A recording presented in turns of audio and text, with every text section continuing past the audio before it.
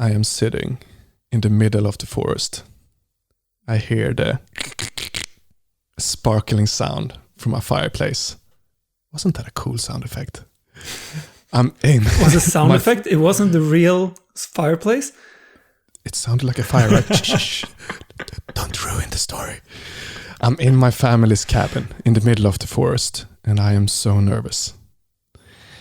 Because I'm just going to record the first ever episode of the Becoming Great podcast with my good friend Erik.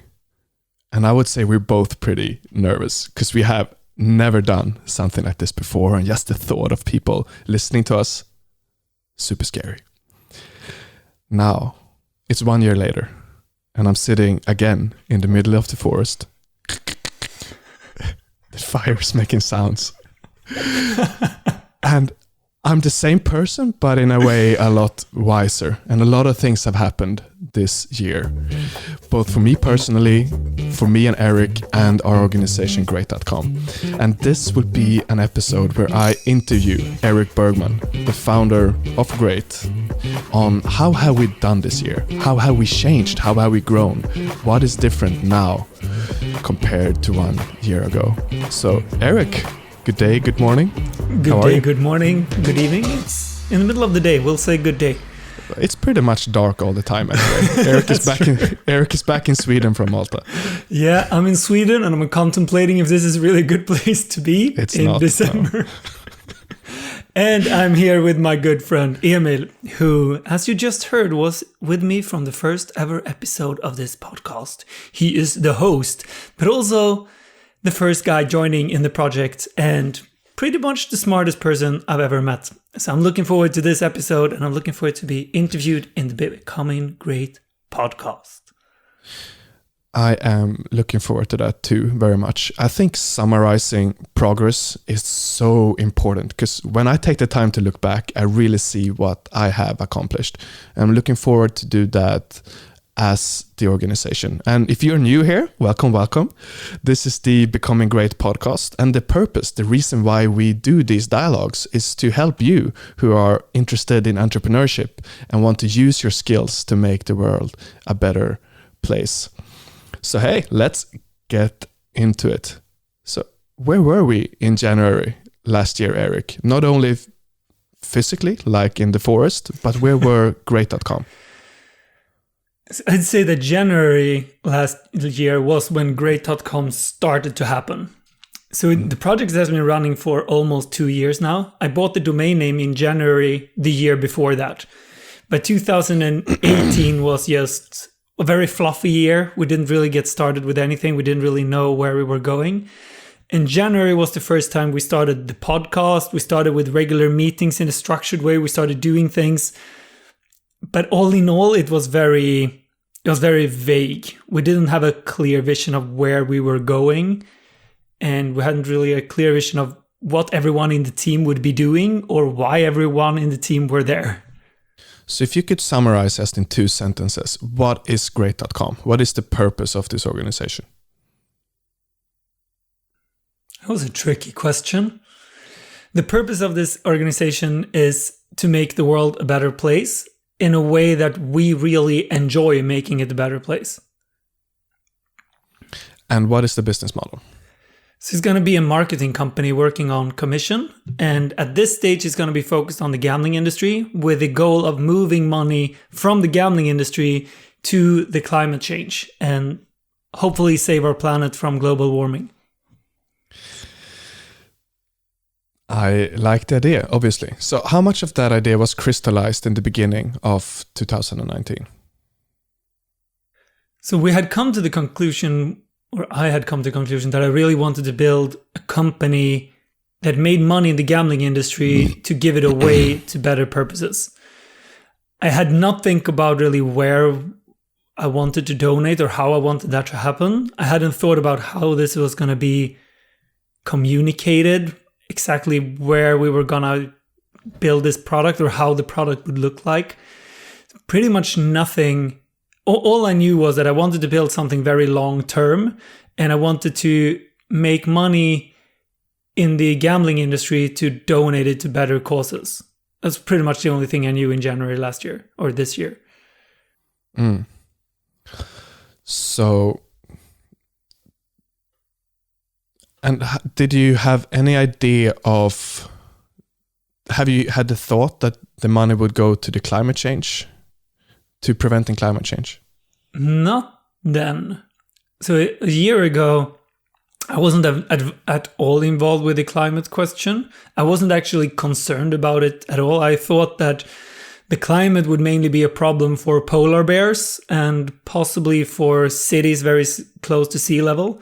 I hadn't at all grasped the size of the climate change problem. And that was something that came to me when Joachim, who works with us, had a presentation this summer, actually showing the magnitude of this problem and realizing what that could lead into. That it's actually a quite likely scenario that billions of people will be without water, and that's actually a likely scenario for a third world war. And I was like, third world war, that doesn't sound like a good thing. Maybe that's what we should prevent. Yeah, that's pretty much what happened. Yeah, and if you are interested in hearing more of our reasons around choosing the climate change question, I would suggest that you check out episode number 35. That is titled, We Will Give All Our Money To, and we have here spoiled what we will give it to. But it's still a very interesting episode, I would say. So tell me, Erik, this year of 2019, I'm curious what the results have been, because you say on your Instagram profile page that you are very good at making money. That's what your Instagram is about. So how much money have we made for the polar bears and other things this year? Motherfucker. Is it 1 million? How many? Are you setting me up for humiliation now, my friend? But you're so good at making money, so I just assumed that. Thank you, buddy. Thank you. We've made €0 this year. We have had €0 in revenues. But to be fair, we've had a lot of costs. That is relieving news. Yeah. Yes. So we haven't made any money, but at least we have spent a lot. Yeah, so far, not a very successful project. So did you expect to make money this year, or has this kind of been part of the plan? I wasn't expecting us to make profit this year, but I was expecting us to reach further than we have from a product perspective. So I was expecting us to have a decent product live this summer and start making some revenues in August or September. So we're not far behind schedule, I wouldn't say, but we're definitely behind schedule and far from where I would have wished we were. So why are we behind? Several reasons, I would say. One reason is that it's been harder to build a remote organization than I thought it was. So for you listening, we're 7 people in Great right now, and we're all spread across the world because, well, I believe that's the future of building an organization with that flexibility. And it has led to decisions being taken a lot slower than I had first anticipated. So a lot of things have been going slower than I thought it would. That means launching the product. That means pretty much every decision that we've made has been a slower process than I thought it would. Because before I've only been having companies where everyone is in the same room all the time. And that makes obviously decisions easier than if you're spread across the world in different time zones. So that's a big part of it. And another big part of it is simply me miscalculating which markets to enter at what time. So we have launched some kind of a product in New Jersey and in Pennsylvania, and I thought that would go a lot easier and smoother than it did.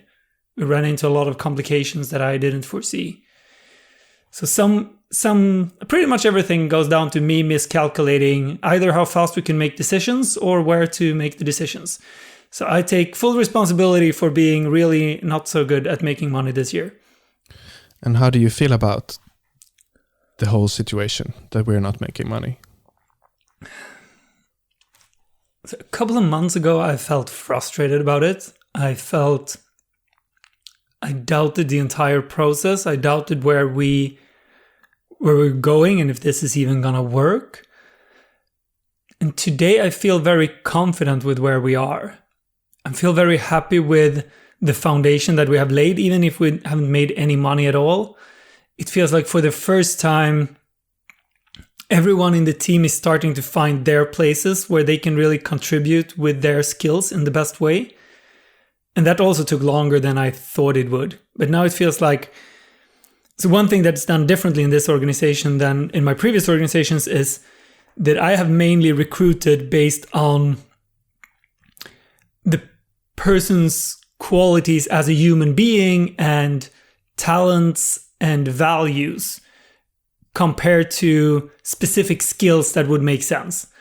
So in a previous business, I would have hired someone who's really good at writing if I really need someone who's really good at writing, and have experience with writing texts for casinos if that's what I needed. Now we've been recruiting people where it's like, I really want to be working side by side with you, for example, who have no experience in doing these things before, no experience in running a podcast before. It's like, I really want to have a podcast with this guy. We'll just have to figure it out. Compared to hiring someone who had done 100 podcast episodes before and could tell me how to do it. So that's been a big part of why things have been progressing slowly, is that I've really wanted to hire people that I really wanted to be with. That was far more important than that they had the previous experience needed. Mm. And so you have built a company called Catena Media before, where you have made a lot of money in your personal fortune, which means that you haven't had the same kind of pressure to make money right away when starting up great.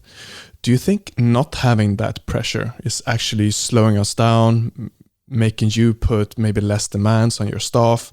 How do you think, is it overall a good thing to not have that pressure driving you toward profits? I realize that I don't think I've actually answered the previous question about how I was feeling. I just said that I used to feel a lot of doubt. Now I'm feeling I wouldn't say very confident and very good with it, but I'm feeling okay with it, and I'm feeling happy with the position that we're in. So just to put that aside, so I've actually answered that question. And then looking into this organization compared to Catena, I definitely believe that it's slowing us down. And that's both a good and a bad thing, I would say. I think that it makes us go on side tracks a little bit too often, spending a little bit too much time on a decision that might not be so important, and doing a little bit too many side projects that might not make perfect business sense. And at the same time, I think that it helped us to really build a foundation that can last for decades and not just months or a few years. So I think it's both, that the time that we're spending not making money, some of that time is probably wasted, and we wouldn't have wasted it if we had more pressure on us to make money. But some of it is very, very well spent time. I'm seeing in front of me, like, if you're building a house, you start with the concrete, and it takes quite a long time for the concrete to become in perfect dry shape. And if you really want to rush something, you might not fully wait for it. And I think in Catena, we didn't fully wait for it, at least not in the early years when I was running everything. We kept building on top of it, which meant that we built the house really quickly, but there were some parts of it that wasn't as well thought through. And this is back in 2010, 12, long time ago. And now we're really building a pure and proper foundation. And it might mean that we take a few more coffee breaks than needed because we're not so stressed. And hopefully that's a good thing, because the concrete will really get the time to settle, if that makes sense. That is making sense. So how far has Great.com come with the product, the casino affiliation that we're going to do? Well, it's a little bit how long is a string. We are probably 1/3 of where I hoped we would be. We're probably 5% of the product I'm going for, and we still have something out there. So let's say we want to build a Ferrari. We are currently halfway to a Fiat Punto. All right. Sounds promising, doesn't it? Yes. So we could say it still has 4 wheels. It has somewhat of an engine. It has a driving or steering wheel, but it's not the car we're going for.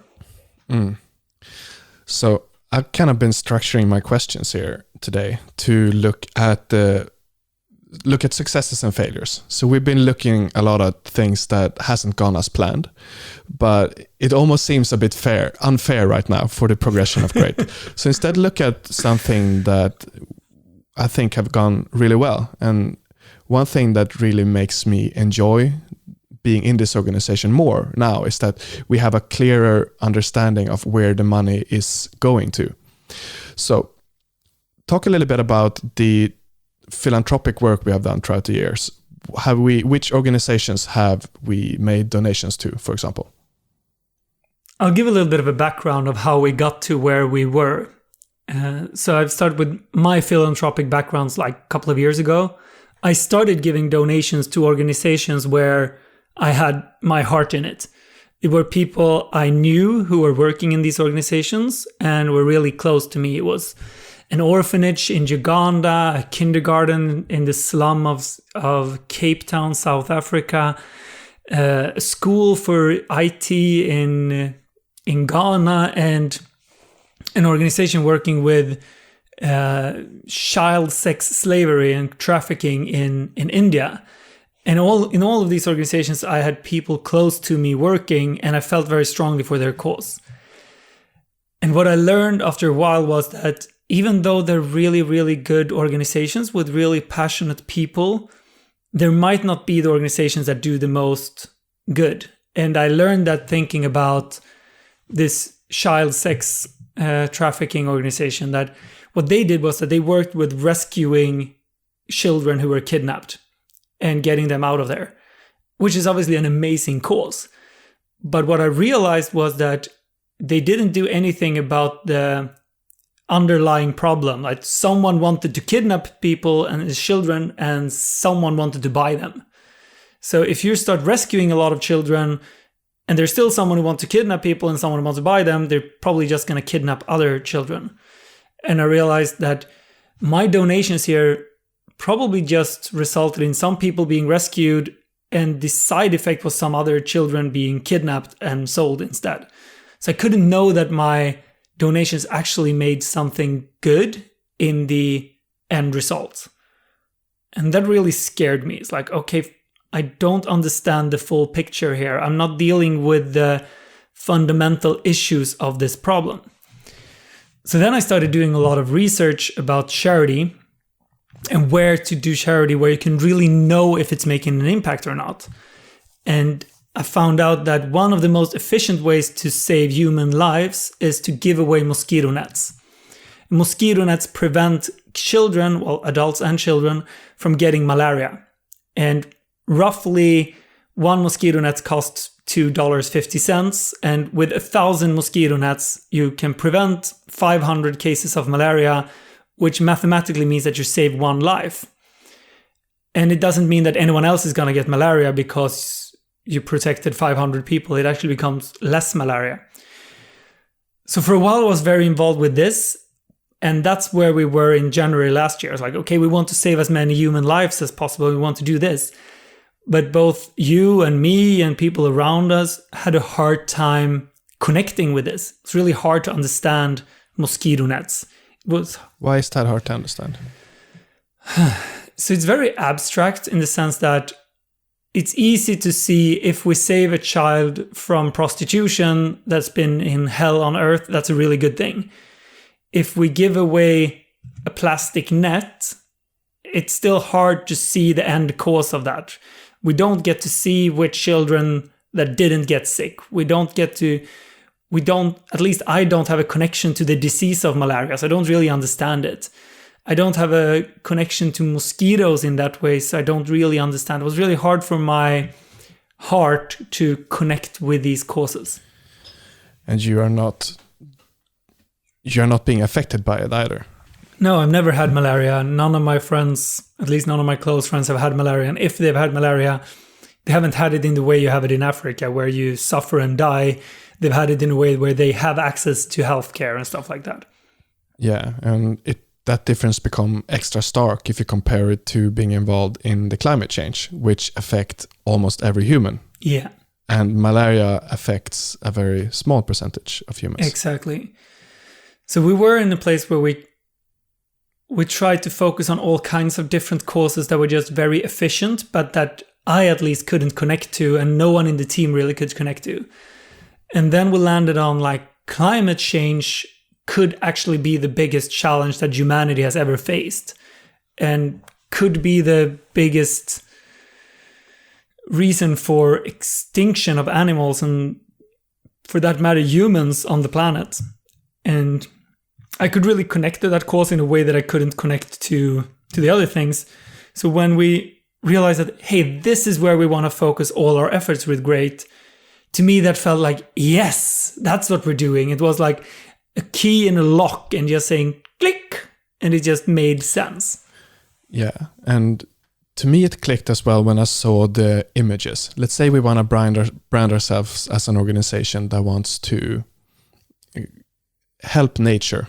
I see images of nature. Yeah. And that is very appealing to me. And if we're an organization that wants to prevent malaria, I see images of sick children, and that doesn't become as appealing. And of course, that cause is probably equally important. It's just harder to connect to those kind of images. Yeah.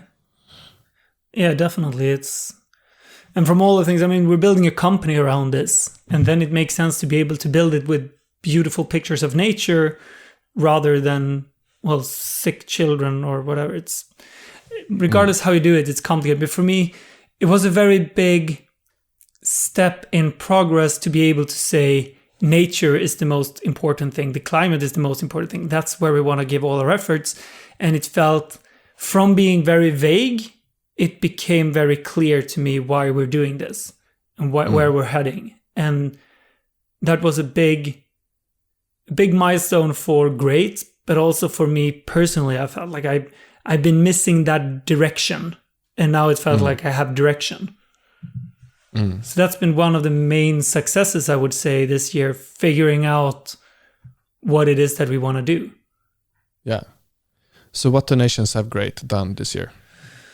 So this year we've been donating partly to environmental organizations. We've donated $12,000, $13,000 to an organization called Coalition for Rainforest Nations. We've done a donation to an organization called Founders Pledge, who is educating people to do efficient donations. So they're actually educating mainly rich people of how they could donate to the best organizations rather than less efficient donations. So for example, instead of me getting this experience myself of donating to all different kinds of charities and learning that, hey, this might not make a difference at all, they are teaching people and doing these things. And they're also guiding which environmental organization is doing the main difference. So we've donated $100,000 to them. And then we do... And it's through them that we have found the main organization that we are supporting right now, the Coalition for Rainforest Nations. Yes, it's thanks to their research that we feel that we can do educated decisions about how to support the environment. And they are also giving those decisions, those guidances to other people making donations. So they're basically, among other things, they look at like 1,000 different organizations working with the environment, and they then take a lot of tests and they find the top 2 ones, and then they just recommend donate to these 2 because we believe those are the most efficient ones. Shasmack. To me, it feels so much more engaging to know that the personal contributions I make to Great will result in less carbon dioxide in the air. It's very easy for me to relate to. I'm so happy we have found that angle. Now I would like to move on to something that you have told me that you are very happy with this year, and that is the recruitments that we have made.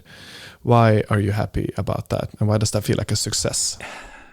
So we have been experimenting with this podcast. I've done a lot of experiments in social media. I've been a guest on a lot of podcasts, and that's also been a pretty vague strategy. In January, I didn't really know what I was doing. I was just putting things out there to kind of see what's stuck. And from that, we have hired, 4 people have joined the team thanks to finding us in different places, and they have found us. And before, I've always been chasing people and trying to recruit people and using agencies to find people, using advertising to find people. Now suddenly really brilliant people find us and they want to work with us because what we're doing. And that alone feels like such a huge achievement.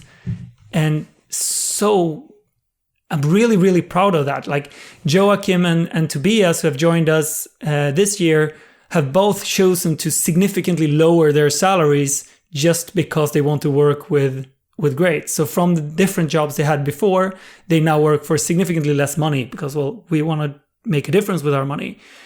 And I feel so proud that these super smart, talented people have listened to our podcast, among other things, and wanted to be a part of it. That feels to me like probably the biggest success of the year. Because at the end of the day, no company or no project is better than the people in it. And if you can create something that people just want to work with and want to look for and be a part of, it's so much easier to build an amazing company than if you always have to go looking for other people and really fight to keep them. Fight to keep them, pay to get them. Then you're paying for their motivation, right? Yeah. These people that have found us now, they have an intrinsic motivation. They want to participate in this cause. Yeah, and I'm really, really proud of that. And same for now, just lately, we got 2 assistants like Martin and Karim who helped me out. They found me through Instagram, and both of them reached out and said, hey, Erik, I really want to work for free with you just because I believe in what you guys are doing. And they're really, really smart guys. And I'm just really happy being really blessed being in that situation where people reach out and say, how can I be a part of this? That's a really big sign for what we're doing. Yeah. And when we started this year, this podcast had 0 listeners. Your Instagram had maybe 2,000 people on it. Yeah. What are you at now? 40,000 maybe? Yeah, something like that. Over 40. Yeah. And still we managed to attract these kind of people. And that is worth something. That has a value. So yes, we do have 0 revenue, but that is a machine that has been built this year that still has a lot of value to it. Yeah, definitely. This is probably something that is not really well known if you're not running a company yourself. But one recruitment, if you're doing an average recruitment of a person in any company, is often between 5 and 25,000 euros in recruitment costs. Like 15,000 euros for like a pretty standard position is not an extreme at all. Yeah, that's half a year's work. Yes, just to find a person. Yeah, it takes time. You usually pay for advertising. You usually pay for agencies to help out. It's a lot of cost. And it's no guarantee you find a person that is a very good fit either. No, not at all. And not a guarantee that this person actually believe in the cause rather than just want to make money. And here we know that these people are not in it to make money, then they would have gone somewhere else. Yeah.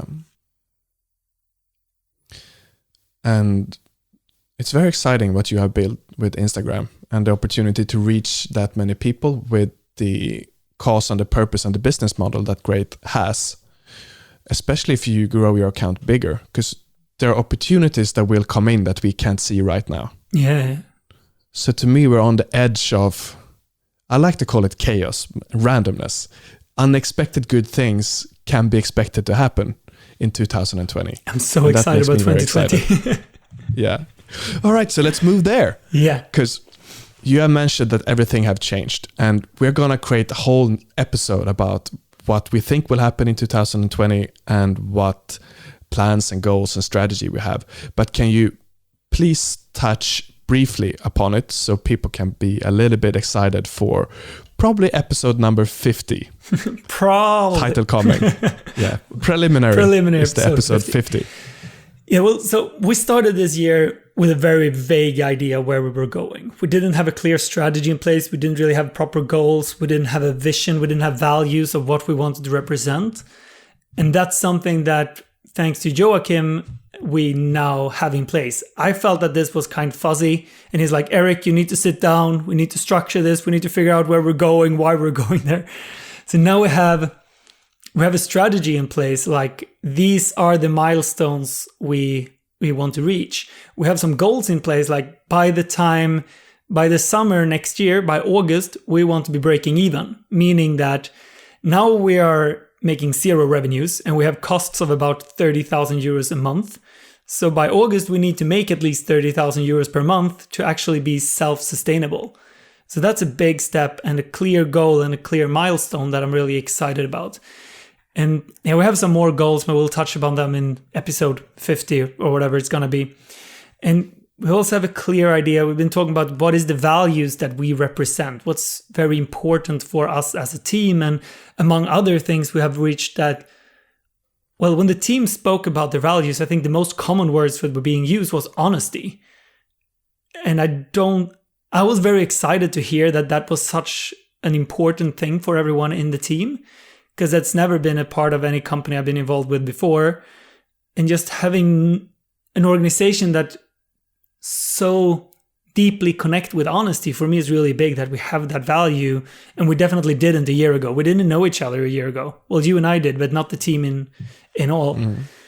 So I feel that if January last year was just a big fog and we were out on a ship and we kind of knew that we were heading north, but that's pretty much as it were, because our compass didn't work. We just knew that we were going north. We didn't have a compass. Now it's still not clear. It's not clear skies. It's not just a sunny, relaxed day, but I can really see the lighthouse. I can see we're heading towards that lighthouse. It's still foggy, but we have a very clear direction now. We're not just going randomly thinking we're going north. We know where we're going. The compass is working. The team is working together instead of like being a little bit all over the place. And yeah, I'm very excited to be there. And hopefully a year ago from now, where we do the same review of that year, I was gonna say we are like the Titanic, but yeah, we don't want to be like the Titanic. No. We don't want to be like the Titanic. I don't know the name of any ship that haven't sunk, because for some reason only the ships that sink is famous.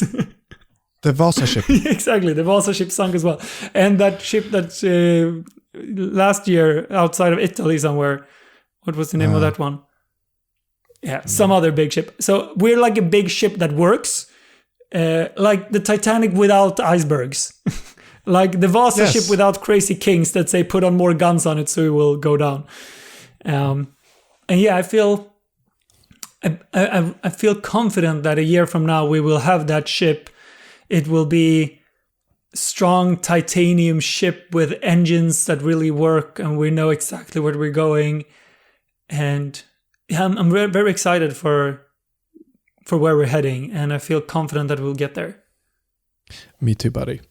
And if you are interested in more details about our plans for moving forward, I was lying to you. It's preliminary episode number 47. Oh, that was a really good joke. The episode number 50, that is an in-depth deep dive in why and how building an Instagram account can benefit your business. Ooh. I have one question left, Erik, and this is unprepared before we end this episode. And that is, if some unexpected thing happened for Great, what would be the best thing possible next year? Some unexpected thing happened.